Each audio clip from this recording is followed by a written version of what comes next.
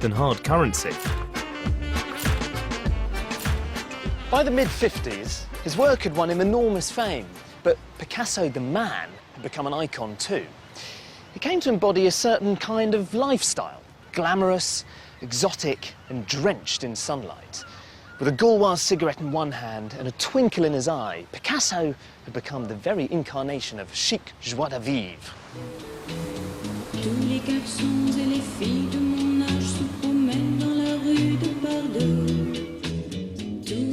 Right into his 70s, Picasso continued working his way through a succession of beautiful young women, while still managing to maintain an awe-inspiring output of art. And unsurprisingly, women were often his inspiration. One of his most celebrated models of the mid-1950s was a 19-year-old called Sylvette David. 55 years later, Sylvette lives in Devon, and I've come to meet her. Hello. Hi, Sylvette. Hello. Nice to meet you. Yeah. Alistair, hi. Alistair, lovely. God, so this is where you work? This is where your studio? Yes, and it's only a year old.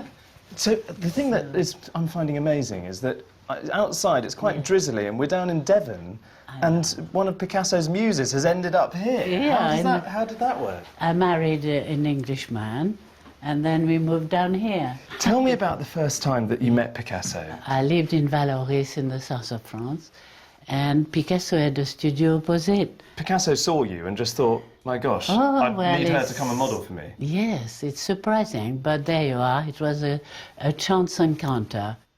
Obsessed by his new model, over several months, Picasso produced more than 40 pictures of Sylvette. You were quite young at the time. Yeah, I was 19. How old was he when you first met? But you know, he was about 73, my age now. He took me visiting the studio, and there was a little room with a bed and a window, and he jumped on the bed, so he's very agile at 73. And I think he wanted me to jump like him. Onto the bed? Onto the bed, I like bet he little did. children, you know, do. But I wasn't going to do that. I thought, wow, I'll stay at the door and see what happens. He came down and he understood I didn't want to play games.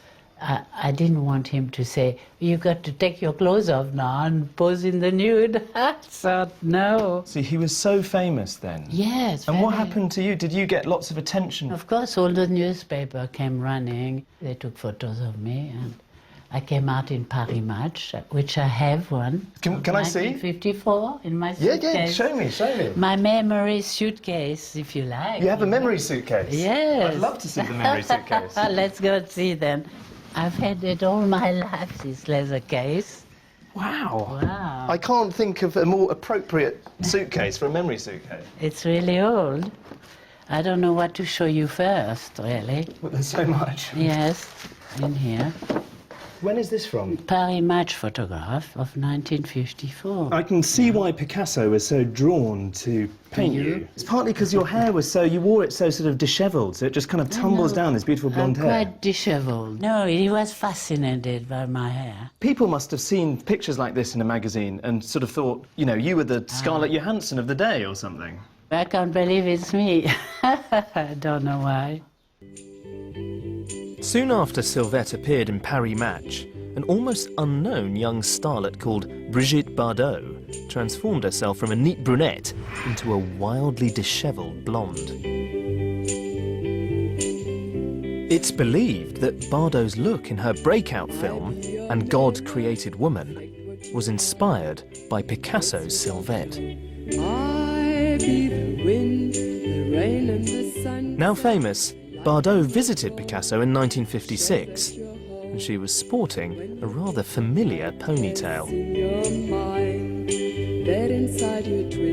So she became a beautiful blonde. And actually, in her autobiography, she said, I wanted to be painted by Picasso, but he painted Sylvette David, who looked like me, like 2 drops of water. He didn't, because he had done me first.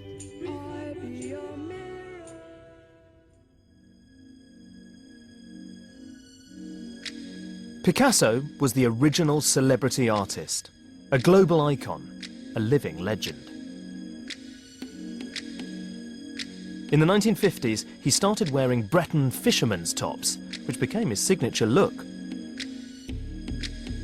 Striped tops soon became the epitome of artistic, bohemian chic, appropriated by anyone, including Andy Warhol and Jean-Paul Gaultier, wanting a touch of the Picasso aura.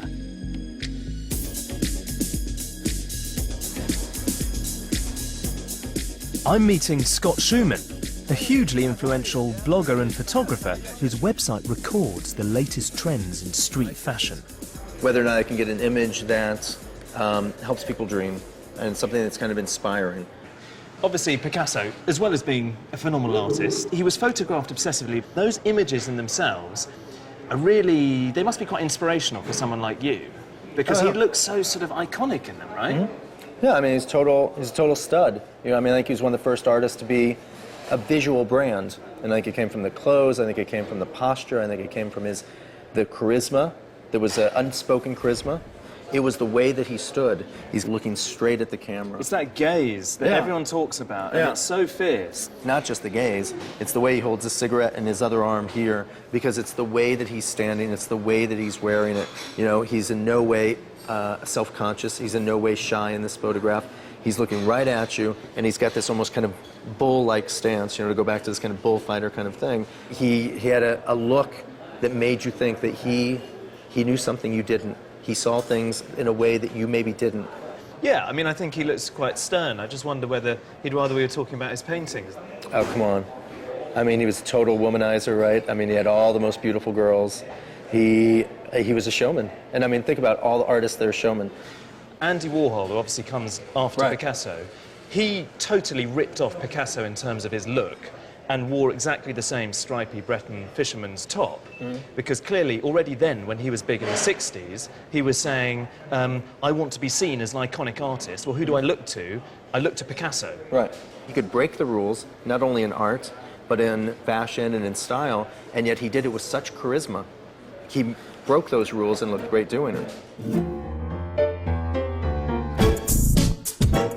The Picasso brand has never diminished, and today it's so powerful that even his style of signature alone can give an air of glamorous creativity to a hotel chain's logo.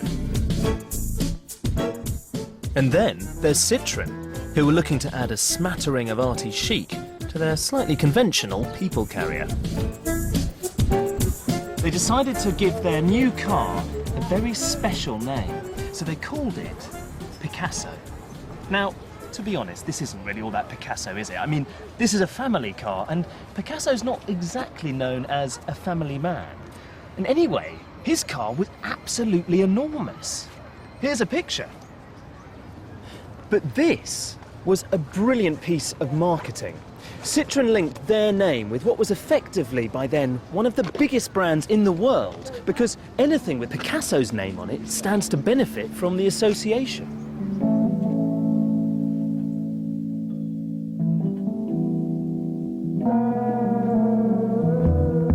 More than anyone before or since, Picasso reinvented art.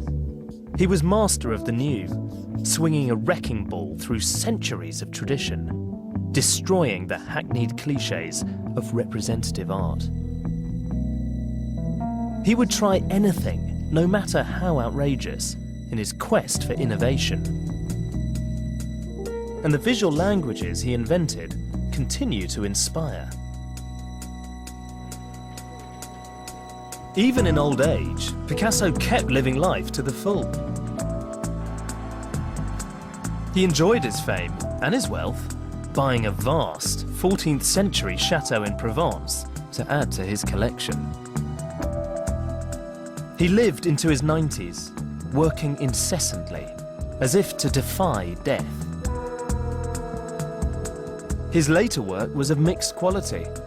The baton of shocking, revolutionary art had been passed to others who, across the Atlantic, were busily splattering paint and printing soup cans. But none of this would have been possible if Picasso hadn't invented modern art in the first place. When Picasso died, he left behind him an estate of more than 43,000 works, which is easily the largest recorded output of any artist ever. Someone once said that Picasso's genius illuminated the 20th century like a comet. Well, it's still blazing away today. Picasso had a saying. He wanted to tear reality apart, and I believe that's exactly what he did. And when he put it back together again, he made us see the world afresh in an entirely new light.